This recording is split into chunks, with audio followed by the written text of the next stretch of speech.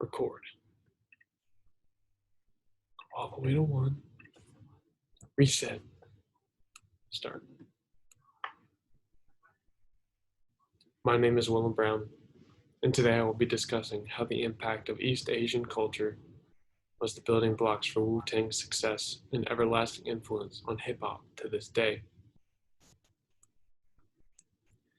Wu-Tang Clan in their first album goes down in history as one of the most influential and important eras in hip-hop. As you can see with this red line, bringing with it a resurgence of the popularity in the genre and inspiring many up-and-coming rappers with their overwhelming originality and style. However, at the backbone of Wu-Tang's success was the influence of East Asian culture and the flavor it gave the album to boom through the streets of Staten Island and eventually the entire world. In the 36 Chambers, they incorporated martial arts references and characteristics into their music, branding, and the group. This allowed them to help hip-hop surge in the 90s and influence some of the biggest artists of their time, as well as the commercial success and individuality of the brand. Before the world ever heard the beats and bars of Wu-Tang laid down on their first album, they were curating something never before seen, a mashup of cultures and personalities, with East Asia leading its way to the forefront with kung fu references and standards. First being the 36 Chamber of Shaolin, as seen in the top right.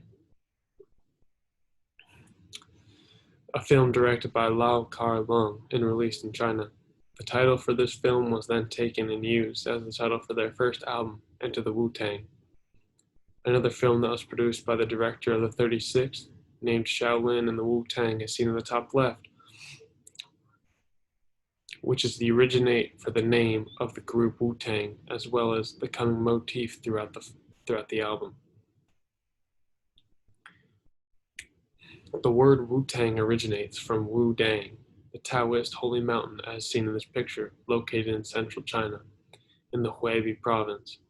By referencing the name of a holy mountain, the title Enter the Wu-Tang signifies the entrance to a holy location. This could be furthermore interpreted as an invitation to those listening to the album to enter the world of Wu-Tang, a world composed of elements of Chinese history as well as mythology.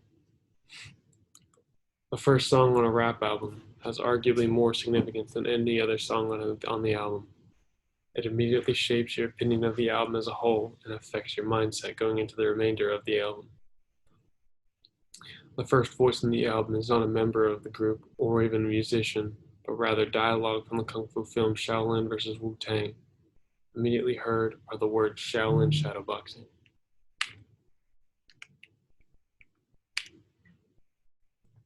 Shaolin is a word, location, and motif that commonly occurs throughout the entire album, so it's only fitting the album begins with the word Shaolin.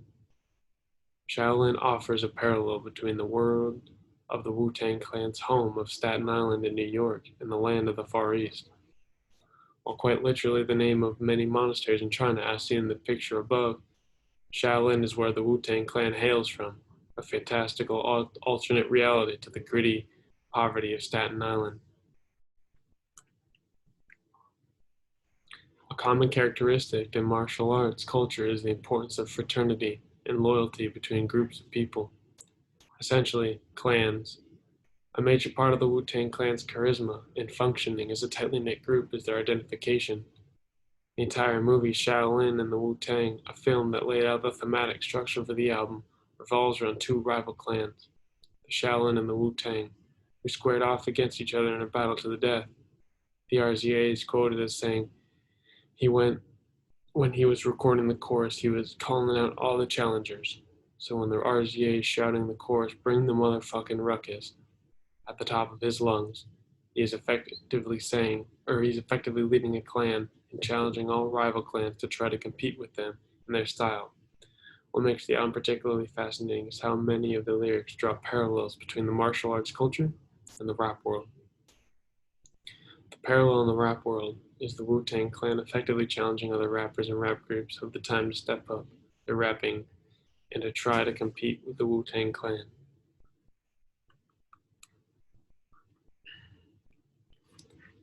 Another song that strongly incorporates Asian martial arts culture is Bring the Ruckus, in which the song begins with RZA speaking the words Tiger Style.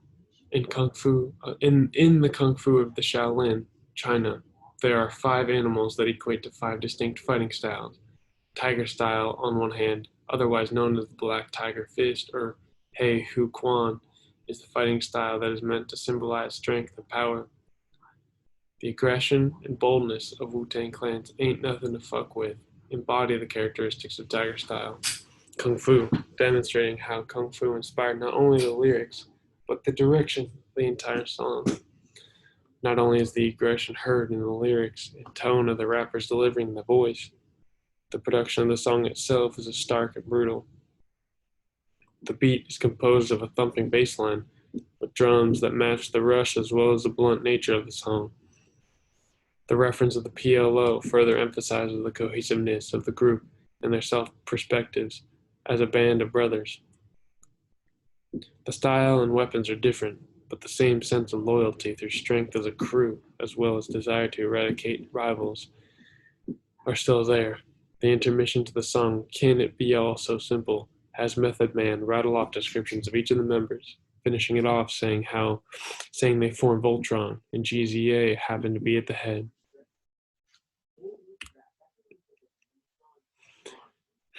After the album released, despite its raw underground sound, the album had surprise chart success, peaking at number 41 on the US Billboard 200 chart and sold 30,000 copies in its first week of sale, becoming certified platinum by 1995, as well as certified triple platinum by 2018.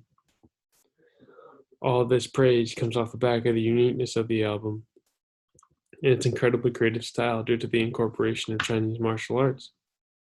The album is known as one of the greatest in hip hop history and influenced many East Coast rappers to step up and exchange their own styles of rap.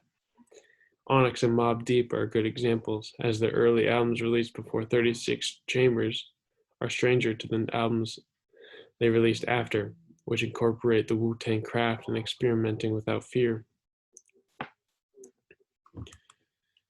After the release of the 36 Chambers, Oliver Power Grant opened up 4 Wu-Wear stores across New York, grossing a total of $10 million by 1998.